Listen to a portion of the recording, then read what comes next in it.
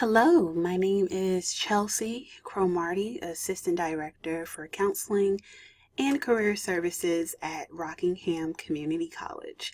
Today, the lesson that we are going to be focused on is resumes and cover letters.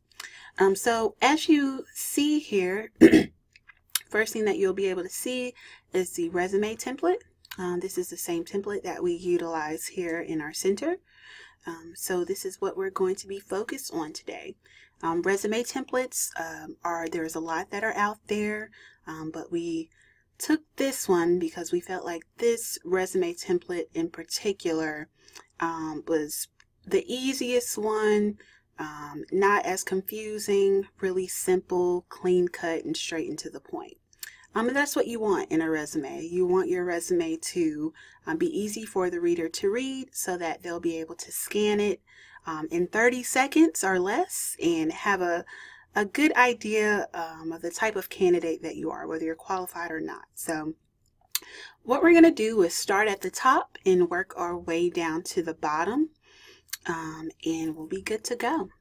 So what you'll notice here, at the top of this template, this resume template, you'll see the name Jane Doe. Jane Doe. It's the largest thing on the page. That's the person's name. So your name will go here in this area. As you'll notice, the font here is about 14 point font, Arial. Some people use Arial, some people use Times New Roman. Just make sure you're not using anything crazy like Joker. But again, making sure that your resume is professional and that it's easy for the reader or the recruiter to read. So the first thing that you want to do is write your name here at the top. Your name should be the largest thing on the page. Then you'll notice the address here. I typically do not put my entire address. City and state is fine. For me, it's more of a privacy thing. If you want to put your complete address, that is totally up to you, but city and state and the zip code is totally fine. Next, you'll put your telephone number with the area code first. Make sure that it's a telephone number where someone can best reach you, just in the event that they need to give you a call for an interview. You want to list a phone number where someone can best reach you. Next, you'll see email address. You want your email address to be professional. Sweet Baby Ray's for the 99s and the 2000s is not necessarily professional. So you want to make sure that in your email that it is a professional email. You can use your RCC email. You can use your college email if you'd like to. I know that our email addresses will stay with us even once we leave RCC. In the event that you don't want to use your RCC email or something's going on with it, my suggestion is to just create your own email address, your own email account, whether Google, Yahoo. It's free. For me, my professional email is simply my first and last name at yahoo.com. I am fortunate to not have a common name, common last name, so the email address, my first and last name, was not taken. For some of us that have common names, you may find that the email address that you really want, you may have to add a number to the end, and that's totally fine. So that is the beginning of your resume. Your contact information will go here. Some people also include links below their email address to like their LinkedIn account. You can do that. That'll be a really great idea. Some people also include links to maybe a website that they have that showcase maybe a portfolio that's digital or something pertaining to that. So if you have one of those links, you can also embed that in your resume, and I would suggest putting it right below your email address. Next, we're going to move along to objective. Objective simply is your introduction to your resume. And so you want to be able to tailor your objective to whatever position or organization that you're applying to or for. And that's a good habit to have tailoring your resume. It lets employers, it makes them feel good knowing that you actually took the time to tailor your resume to them. So make sure that you do that. It says a concise sentence that states a position and organization you are applying to and highlights the specific skills that qualify you for this position. And so an example of that would be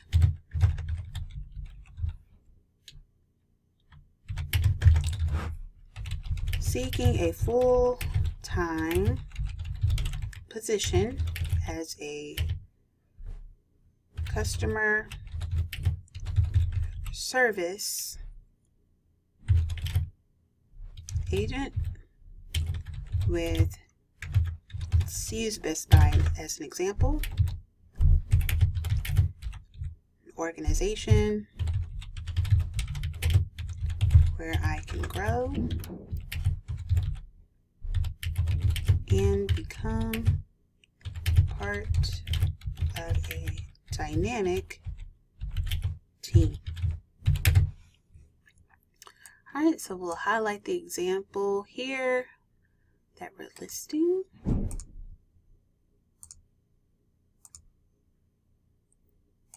And we'll make it bold as well.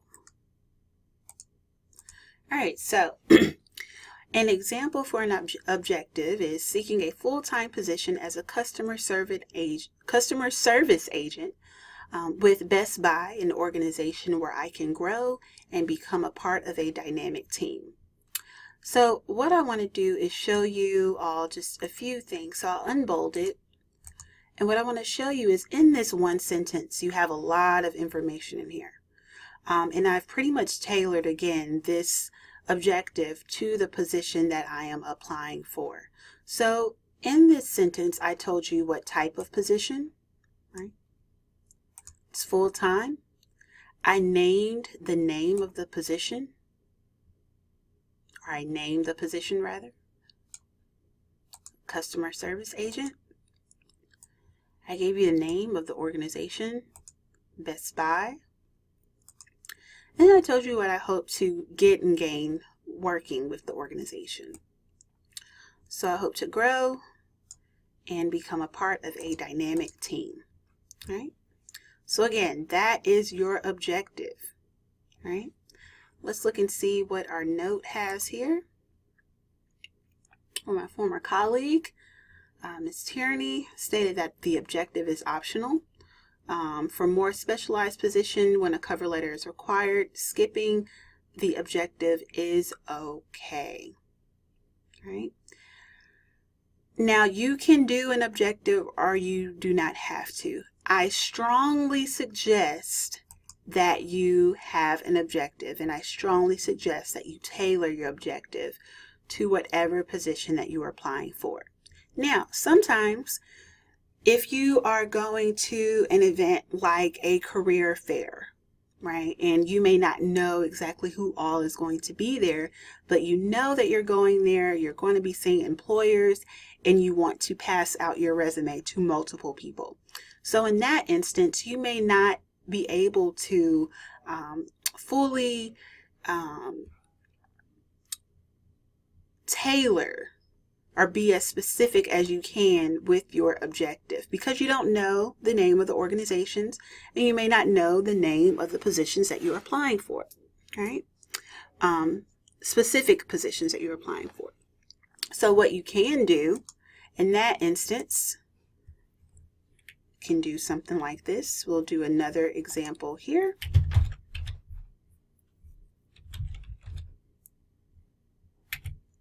We'll do example 2. This would be seeking a full-time, because you know you want to work, you know you want a full-time job. At least you know that. Position with an organization, or you can do this, seeking a full-time position in the field of technology, cannot spell today. Seeking a full-time position in the field of technology with an organization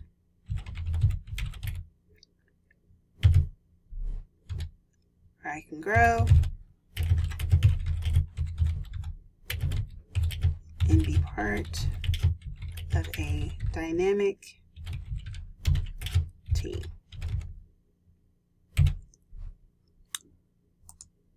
Dynamic. All right, there we go. So this one, I'll unbold it so you can kind of see it a little better. This one is general, right? We don't know the name of the organization and we don't know the name of the position. Again, we're using this example to say like we're going to a career fair and we don't know who all is going to be there, but we're passing out our resume to multiple people. And we know again that we want to work a full-time position. So we have that here, right? So we'll do full-time, we'll bold that. And we know what field that we want to work in, right? So we know we want to work in the field of technology. And we know, again, that we want to work with an organization that allows us to grow and be a part of a dynamic team, okay? So these are your two examples here of what you can do to create an objective that is specific to the position that you are applying to, and one that is not so specific but more broad. Okay. Now let's move on down to education. Education, notice that education is at the top here at the bottom. Right? So with your education, you would put the highest level of education, or actually you would put the education that you have completed most recently at the top. Okay. And so in this instance, you see Bachelor of Arts or Science in major. The anticipated graduation month and year is here along the right hand side. Minor, so if you have a bachelor's degree and you had a minor, you would include that here. Guilford College, this is just an example, city and state, GPA, academic honors, and relevant coursework. Notice also that all of your dates are to the far right margin of the page. All of your dates are to the far right margin of the page here. But you're going to keep this format with month and year. All right? Keep the format with month and year. So, if we are going to use RCC as an example, instead of Bachelor of Arts, we can change this to Associate of Arts, and don't have to worry about the major there. You may not have a minor, so you'll delete that. We'll just put criminal justice.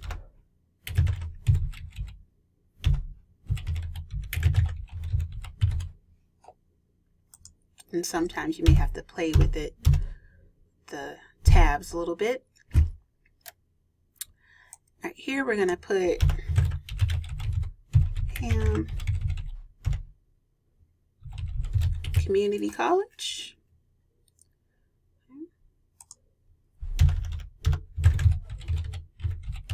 Reedsville, North Carolina. All right, so Associate of Arts in Criminal Justice. You have our anticipated graduation month and year to the far right. We have the name of the college, the location, right? Notice that what you did, the degree goes before the college. So you'll notice a theme throughout the resume of what goes before where. What you did is more important in most instances than where you did it. So you put your degree first and then you list the name of the institution. Next, you'll see GPA. We get a lot of questions about, can I put my GPA on my resume? Does it matter? And here's the reality. The reality is employers don't really care too much about your GPA because it is not a real good indication of how well you are going to perform on the job. A lot of jobs you'll find that they will actually train you once you get there. And so it's just a matter of, are you able to be coachable and are you able to learn and catch on to things fast? So GPA is not necessary. So you do not have to put your GPA on your resume. However, there are some instances where GPA may play a factor and it may benefit you to put that down. And an instance for that would be, let's say you are applying for an internship position that has a GPA requirement of maybe a 3.5. If you have a 3.5 or higher, absolutely, you can put that down. And so that, again, is an example of where GPA may matter. But for the most part, the majority of the part, it does not play a huge factor or a huge role in are you going to get hired or not. Right? Academic honors. That would include Dean's List, President's List, any academic awards or accolades that you have received, you would include that. Now, some people ask me, well, you know, when I was in high school, I made honor roll or was a part of this honor society. Should I include that? You do not necessarily have to include your high school information. If this is your first year in college and you just recently finished high school, then absolutely it is totally fine to put that down. But when you're farther removed from high school, you don't necessarily have to include that information. Okay, so if you're currently at RCC and you have at least one semester here or 2 semesters here, you have academic honors that you've received, absolutely go ahead and put that down. Relevant coursework, very important. A lot of people don't think about the classes that we take being a means of experience. But you know, you sit in a class for however many weeks, 13 weeks, 16 weeks sometimes. And that is actually experience that you're gaining, that you're learning. And so you want to be able to put that information down. And so you'll notice here, college class 1, 2, 3, and 4, you can actually put up to 6 classes here. So there can be another column that goes here. And so with the college class, all you will need is the name of the course. That's it. Just the name of the class. So if it's anatomy and physiology, you would put anatomy and physiology and not the course number. Okay. Next, we're going to move down to related experience. Related experience is just that, related experience. Anything that you have done that is directly related to the position that you are currently applying for. So, notice the format for this section. You'll see title, organization, city and state. You'll also see the date, again to the far right margin of the page, again month and year. All right, so what that would look like for related experience would be May 2010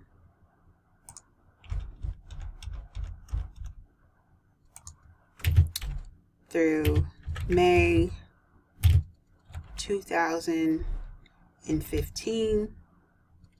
Again, making sure that you sometimes have to play with your margins, the space bar to make it all aligned. So this is an option if you still are working with that organization. Instead of putting an end date, because you still work there, you would put present, because you presently still work for the organization. Okay. All right, so next you'll notice title, organization, city, and state. Remember, we talked about what goes before where. All right, what goes before where? If you haven't already, go ahead and write this down. What goes before where? Okay. And again, what this means is what you did, which is your title, whether it was customer service rep, cook, professor, counselor. That's your what. What did you do? And then the organization is where you did it. So Cone Health, Rockingham Community College, Rockingham County Schools. Where did you work? Best Buy, right? That information goes there. And then city and state, the location of the job that you worked, right? So again, what goes before where? Next, you'll see something that is extremely important. Probably one of the most important sections that is on your resume. One of the most important things that we'll talk about today is this section here. These 3 bullet points. And it says action word statement expressing skills, past tense, unless currently in the position. So what this means is that you are going to start each bullet point with a past tense action word. Unless you currently still work there, then it would be present tense. All right. Notice that you see 3 bullet points here. You need at least 3, no more than 5. All right. So with your bullet points, I'm going to put at least 3. Let me do that there. Actually, what we'll do is we'll go down here and I'll just make a little note. At least 3 bullet points,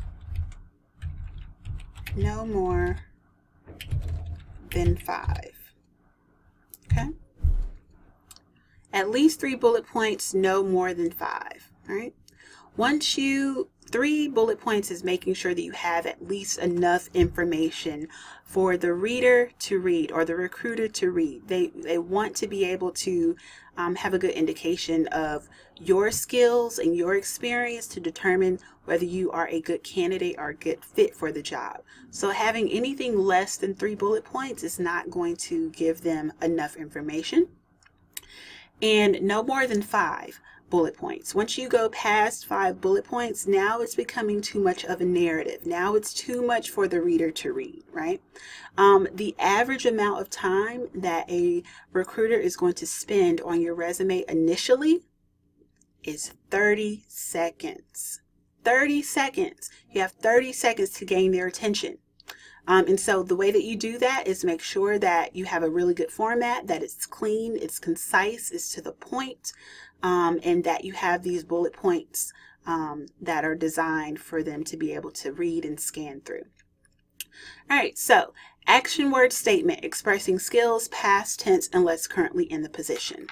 An example of what this would look like would be assisted.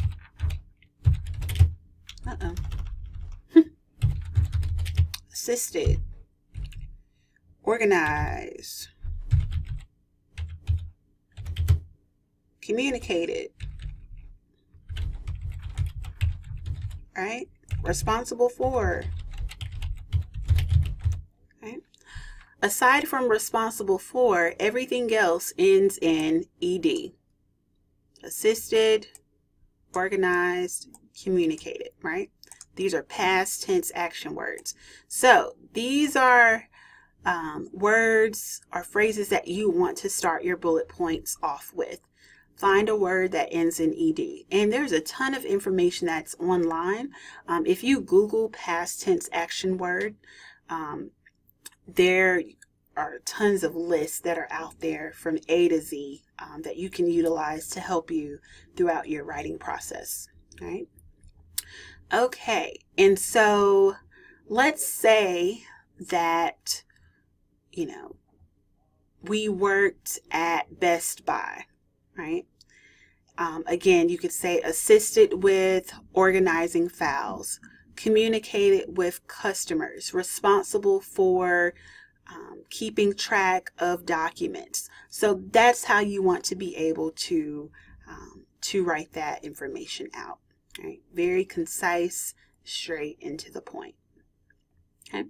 The thing that is very interesting about the related experience section is that this is where you want to be able to infuse information that is listed in the job posting.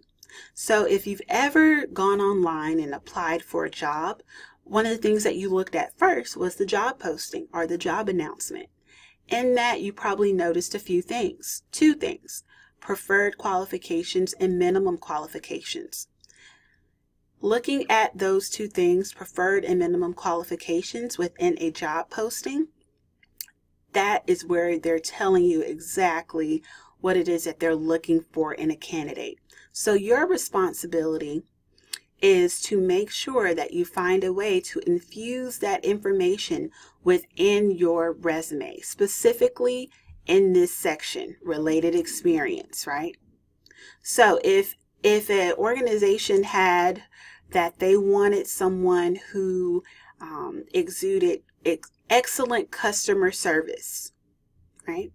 And let's say one year you worked at let's say you worked at Best Buy. We'll continue with the Best Buy example.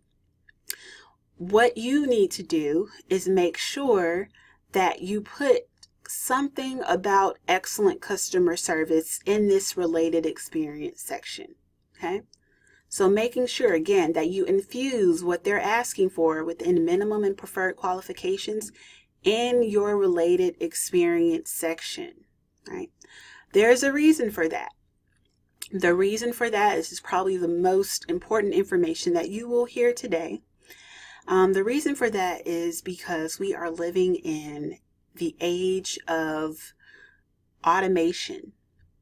When you go to the grocery store, you're able to check out on your own using automated systems or kiosk where there's no people present, but you can check things out on your own.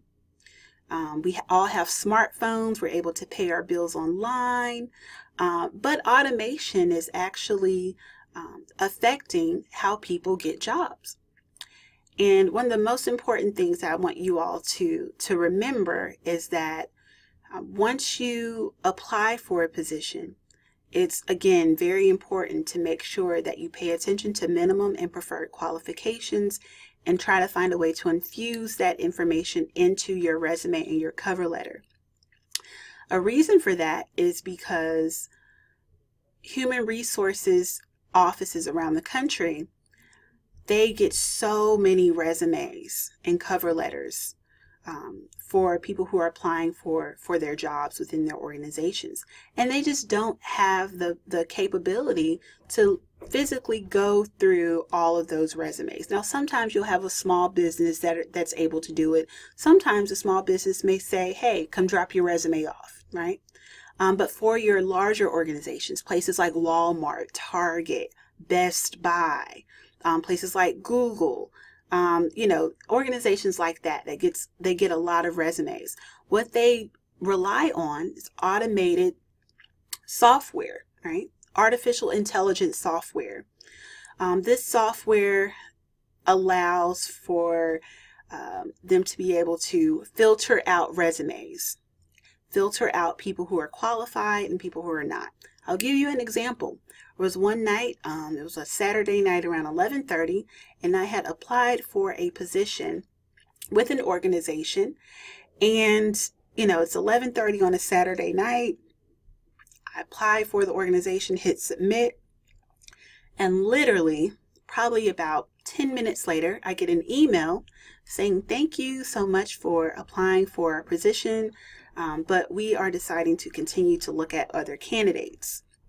And I was so confused because I could not understand how that happened. How was it that I got that email at 11:30 at night on a Saturday? Because I know that no one was in the office. The office was closed. No one took the time to look at my resume. So what happened? What happened was artificial intelligence software scanned my resume and scanned my application for keywords.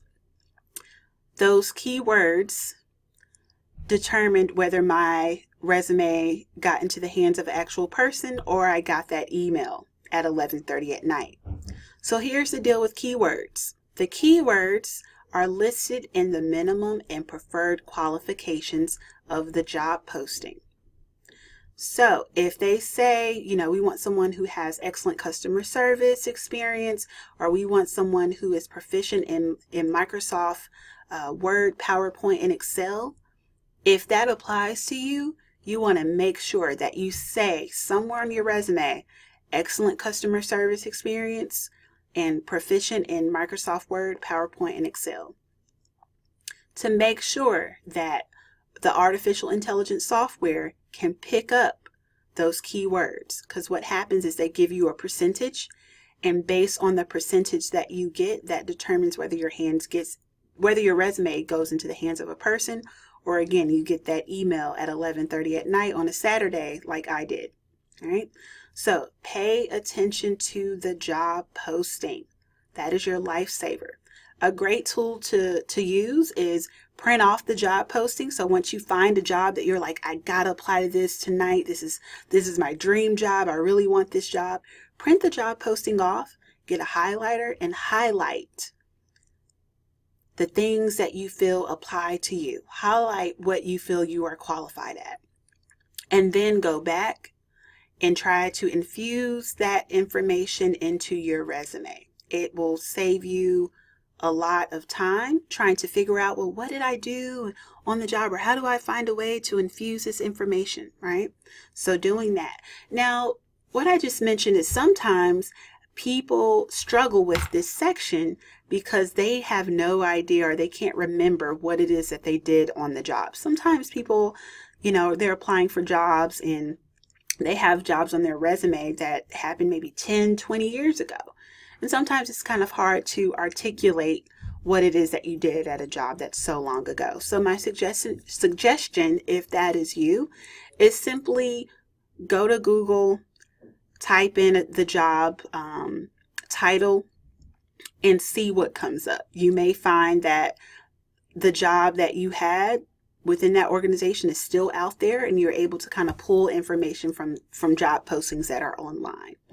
Again, make sure that you only put down what applies to you. If you're not proficient in things like Excel, if it doesn't apply to you, if you're not proficient in Microsoft Word or PowerPoint, don't put that information down, but only put down what applies to you. All right, so that is related experience. Next, so you'll also see, another section here. It would be the same thing. All right. So next we're going to go down to other experience. Other experience, you'll notice title, organization, city and state, and then the date. So same format as far as what goes before where, with the title, organization, city and state, and then the date to the far right. Notice what you do not see in this section. There are no bullet points, because other experience, these are experiences that you have had that are not directly related to the position that you're applying to. So an example would be if we are applying for positions working in the field of technology, and let's say we have a work study position that we had here working in IT, and this position was maybe Best Buy. Let's say one summer, for other experience, we worked at, say, you were a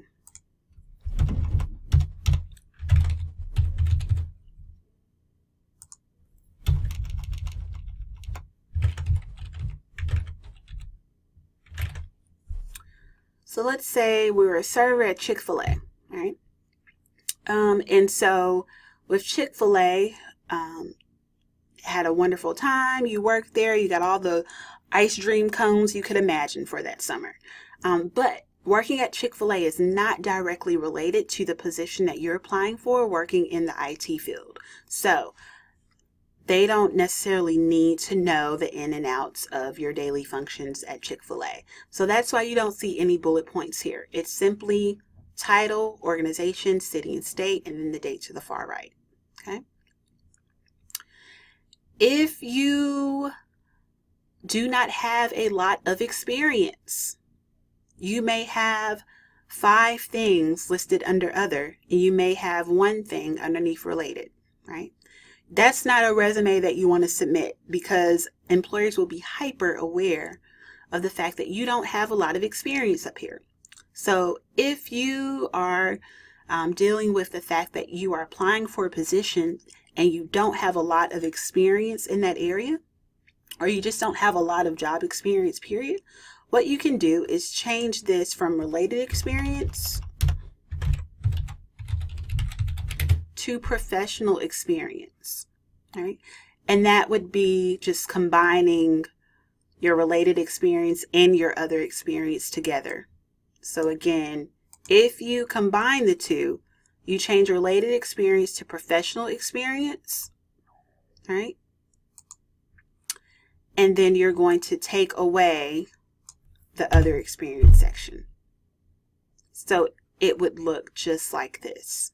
Same format as related experience. Okay. That's a good way to kind of disguise the fact that you don't have a lot of experience.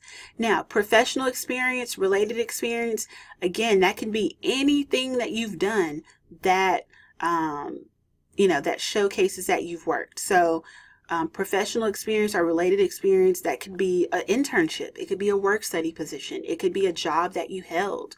It could be a workshop or a conference that you attended. You can include that information here. Okay. All right, so let's go back here. Next, we're going to go down to skills and certifications. Your skills and certifications, the best way to do it is to look at the job posting and to see what they're looking for. Oftentimes, they will list exactly the skills and certifications that they want you as an employer, as a candidate, to have. And so computer skills, examples of that would be Microsoft Word, PowerPoint, Excel. Sometimes they call that Microsoft Office Suite, which is all of those different things made into one. So again, computer skills, you can put that information down. Language skills, make sure that you are only putting skills that apply to you. If you're not proficient in Microsoft Excel, don't put it down. If you're not fluent or bilingual, don't put that down. I know people who have put that they're bilingual underneath language skills, and they get to the job interview and it's in Spanish. And they lied, and they're just sitting there like looking kind of crazy, right? So you want to make sure, again, that you're only putting things that apply to you. If you're not proficient in Excel, don't put it down. You never know. The first week on the job, you may be tasked with creating an Excel spreadsheet. So again, make sure that you only put things that apply to you. Certifications. Make sure that the certifications that you put down are relevant to the position that you are applying to. If you are applying for a position working at Chick-fil-A and you have your diving certification, I guarantee you're not going to use that at Chick-fil-A. If you are applying for a position working at Cone Health Hospital and you have your CPR certification, absolutely put that information down. That's helpful, and it's relative to the job. Lastly, you'll see affiliations, community involvement, and leadership. We'll put all three here, right? You don't have to break these down into different, it's all one title. Affiliations would be any professional organizations or associations that maybe you're a part of, any community associations that you're a part of. That could be Future Business Leaders of America, National Association of Future Physical Therapists, Chemists of America. So those are just examples. The title would be member if you are putting down that you are affiliated with an organization, and then you'll list the organization here, city and state, and then the date. For the date, you can put the date, or you can just put active. Okay, so you can put date or active.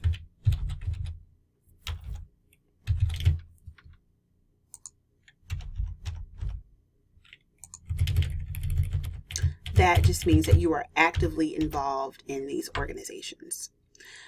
Community involvement. That means anything that you've done where you're helping in the community. That could be volunteering at a soup kitchen or the Salvation Army, a local facility, local nonprofit organization. Again, the title would be, volunteer. In that instance, organization, Samaritan Ministry, city and state. And then if you have a date, that you completed that, you could put that here. Or if this is something that you're currently doing, you do this on a regular basis, it would be active. Then notice leadership. That's anything that you feel like you've done where you have exhibited leadership skills. So you can put that information here. If you've done things in high school and this is like your second semester in college, don't put your high school information down. We want you to start getting involved and getting active in things now, currently, so that high school information will not suffice. Okay. So this essentially is your resume, right? Below, you'll see a combination sample. This is another example of how you can create a resume. It's essentially the same as what we just looked at, but what you'll notice is that these jobs or these positions that Kelly held here are broken down into subgroups or categories. So all the things that she's done that are related to analytical skills or that showcase her analytical skills, they're here. Okay. She even has a section that talks about organization skills, and she listed down here the things that she's done. Communication skills, right? And you can see what she's done here. So you can do it either way. You can do it either way, right? Now, the great thing about this is that we have these templates available in our center. Our center is located in Whitcomb on the Advising and Counseling Center. So these are available. Also, on April the 8th, we'll have our Career Expo week. The first event for that week, we'll be doing a resume and cover letter seminar, a resume and cover letter one-on-one. So you'll have the opportunity to see this again during those seminars. So highly and strongly suggest that you attend. I know that some instructors may be bringing their classes, so we're really excited about that. But if you have time, either stop by the seminar next week or stop by my office in Whitcomb Student Center, and I would be more than happy to provide you with this information. The last thing that we're going to look at today is our cover letter. Now, the cover letter is extremely important, but what I want to talk about as it relates to the cover letter is the fact that a lot of people do not include one when they submit applications. But I like the cover letter because essentially it gives you another or an additional opportunity to really shoot your shot. It gives you're not really able to include everything about yourself in your resume, and you don't want to because then it's going to be too many words. So you can save some of that information for your cover letter. What is a cover letter? You can see this information here. Tell the employer what type of position you're seeking and why. Entice the employer to learn more about you by examining your resume. Okay. Elaborate on your experiences and the ways they have made you qualified for the position. Impress the employer by showcasing your knowledge about the company and or its goals. And then lastly, show the employer how well you can express yourself. Okay, so that is the purpose of the cover letter. What you want to do before, research the company, where you want to work, and look at the specific qualifications listed for the position for which you are applying. Highlight your personal skills and experiences in a way that matches the listed qualifications. Again, as we talked about within the resume, looking at the job posting, right? Highlighting those minimum and preferred qualifications. What do you have or what have you done that can show that you're qualified? Construct a rough draft of your cover letter and have it reviewed by peers and advisors. Again, my office is located in Whitcomb Student Center and Advising and Counseling Center, and I would be more than happy to review your resume and cover letter. You definitely want to make sure that you have someone look at it and review it before you submit it to an employer, because we can always miss things. So it's good to have other people look at it so that we can recognize what our blind spots are. All right, so how I like to look at the cover letter. Well, first of all, your cover letter is 1 page. 1 page maximum. Now your resume can be multiple pages. You just want to make sure that it's easy for the reader to read. And your resume, depending on how much experience that you have, your resume may be 1, 2 pages, 3 pages, 7 pages, 9 pages. It just depends on how much work experience that you have. Okay. But your cover letter will always be 1 page. 1 page. So here's the structure. I like to look at it as a sandwich. Okay. Your first paragraph essentially is your first piece of bread. Okay. And so we'll talk about that in a second. But what I want to show you all is this small section up here. Notice this structure. You'll see today's date. Your contact information is here, and then here's the employer's information. You don't necessarily need all of this. Okay? You don't need this information here. This is your contact information. Now, it's already on your resume. So these are what? 1, 2, 3, 4, 5. 5 lines, right? And so that's eating up space for you to be able to write this information. So my suggestion is just to get rid of this section. You don't need it. Right? Next, you'll see the employer's information here. Sometimes you may know who to address the information to. Sometimes you won't know. My suggestion is reach out to the organization's human resource department and just simply ask them, hi, I am submitting a resume. Who do I address this information to? And they'll be more than happy, I'm sure, to give you that information. Okay. The company name, I think, is fine. You don't necessarily need the street address either. If you don't want to put that information down, it's okay. I think a company name and the city and state, and then addressing this to a specific person is totally fine. Again, if you don't know who to address this to, contact Human Resources.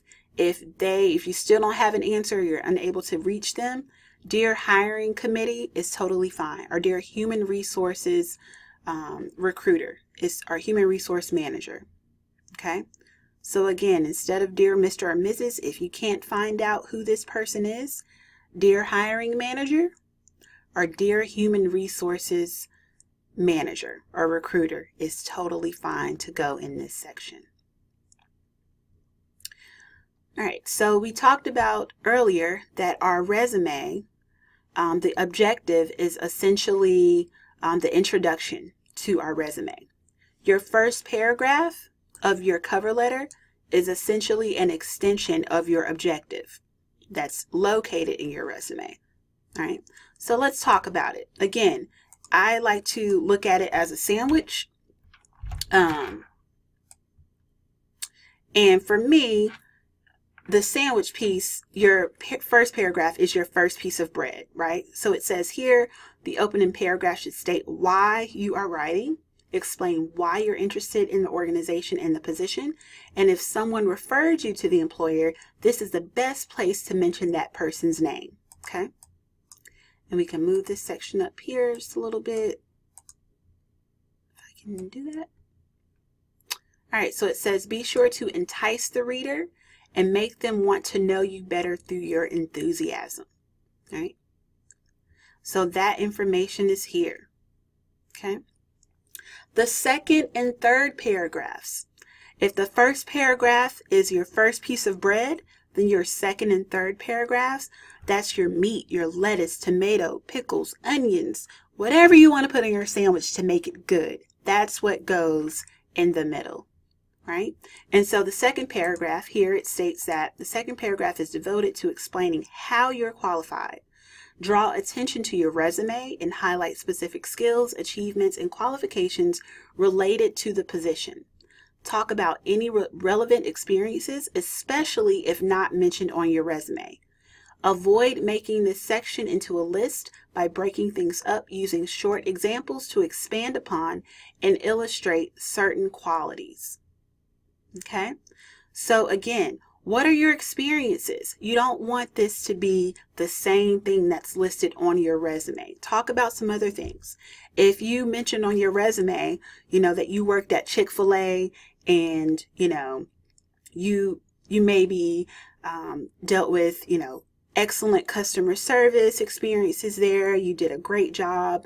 But in your resume, you're not really able to expand upon those experiences. Maybe you have an example that you really want to showcase that talks about how you exemplified excellent customer service. The best way and the best place to talk about that actual experience is going to be here in this second paragraph, and also in your actual interview. Okay. So if you, are feeling like, man, I didn't really get an opportunity in my resume to expand upon things and really highlight and talk about the things that I've done, don't worry, don't fret. Save that information for your second paragraph in your cover letter, and you have the opportunity to talk about it during the interview. Okay. Again, your third paragraph, again, this is your part of your lettuce, tomatoes, pickles, and whatever, turkey, or whatever you want to put on your sandwich to make it good. Your third paragraph states why you are right for the job. What makes you right for the position? Why should they even hire you? In this section, you want to demonstrate the knowledge of the employer and industry to show the employer that you are informed about the type of work and experience required. Okay. Restate why you should be considered for the position by identifying ways you fit with their mission, goals, and or culture. This is going to require that you do research on the organization.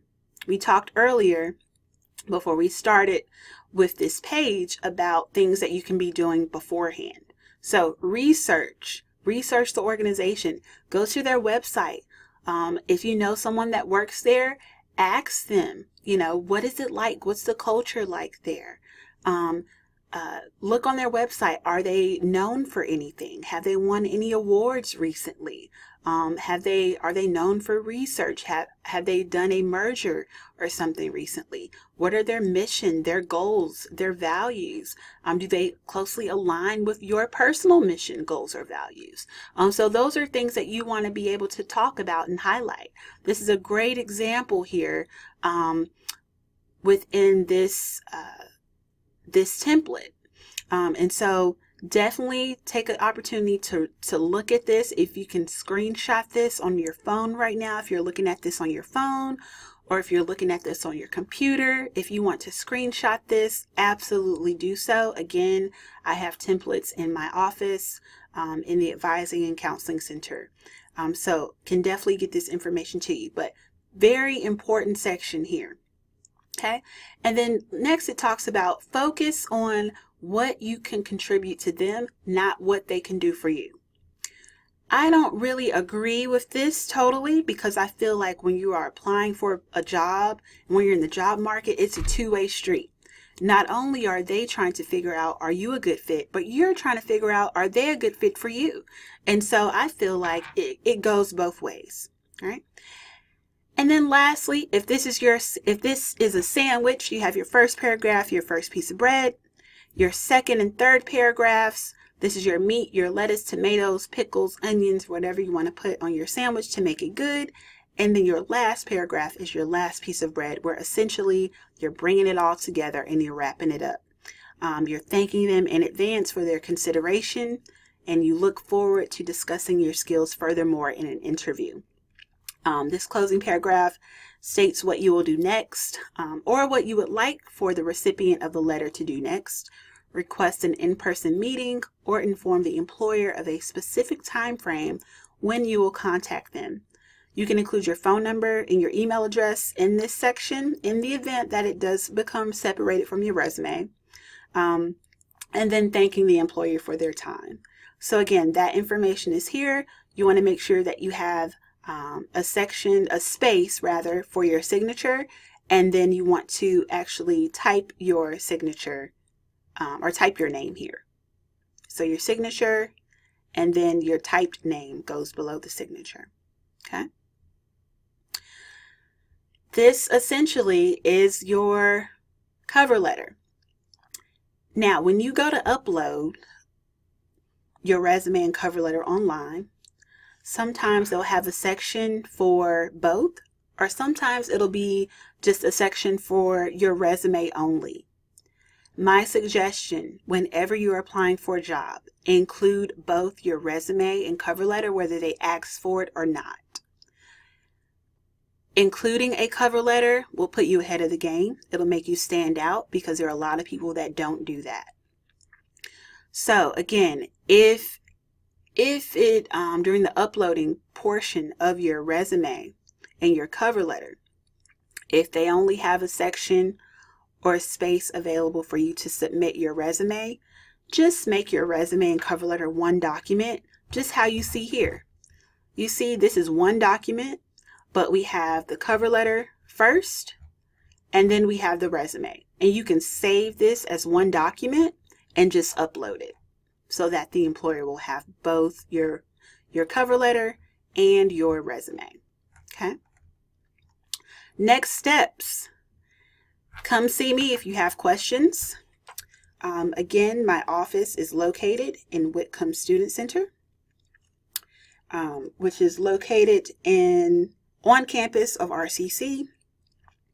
I am in the Advising and Counseling Center in Whitcomb Student Center, which is on the top level, right beside of financial aid. Okay. If you all have any questions or concerns, if you need to speak with me directly, if you want to set up a meeting to meet with me, to review your resume or cover letter, one of the first things I'm going to do is suggest that you all attend participate in Career Expo Week, happening April 8th through 11th next week. Be sure to check your emails. There is a lot of information. The schedule has gone out multiple times. But if you're unable to make the Career Expo, and if you just want to set up a one-on-one appointment with me directly, you can contact me at area code 336-342-4261, extension 2100. That's the college's phone number, 342-4261, extension 2100. And my email address is cromartiec4810@rockinghamcc.edu. That is CROMARTIEC4810@rockinghamcc.edu. Again, my title is Assistant Director of Counseling with a career focus. And what I can do is actually put my information here so that you all can have it. So I'll do is type my email address because it's very long.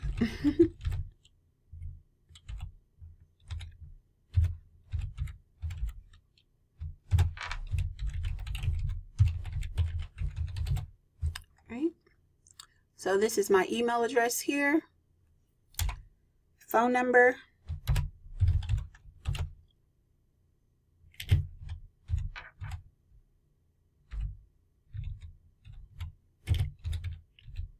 extension 2100, and then my name and title.